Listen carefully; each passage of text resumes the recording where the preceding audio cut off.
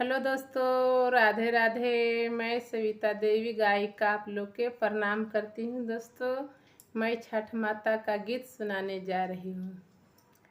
जोड़ली नरियरवा बोजनु सभी तक नैया लाल। जोड़ली नरियरवा बोजनु सभी तक नैया लाल। से हो नैया पारा उतारे छठी मैया लाल।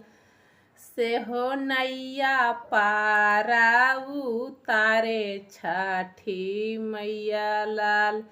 कौन बोझवैया है कौने खेवैया। कौन बोझवैया है कौने खेवैया। से हो नैया पारा उतारे छठी मैया। से हो नैया पारा उतारे छठी मैया। राम बोझवैया है कृष्णा खेवैया। राम बोझवैया है कृष्णा खेवैया।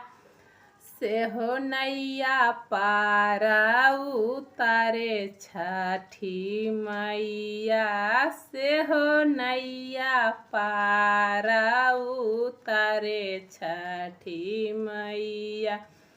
जोड़ली नरियरवा बोजनु सभी तक नैया। जोड़ली डालियावा बोजनु सभी तक नैया।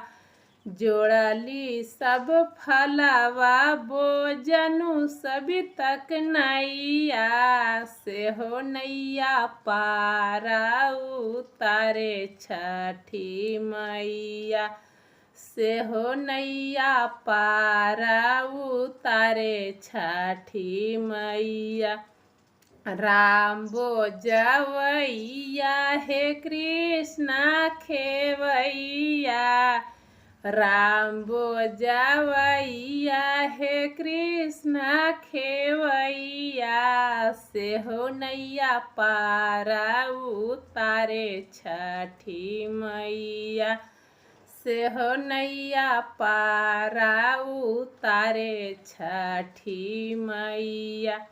राम बोझवैया है कृष्णा खेवैया। राम बोझवैया है कृष्णा खेवैया। से हो नैया पारा उतारे छठी मैया। जय छठी माता। सबके नैया पार उतारिएगा छठी मैया। जय छठ मैया।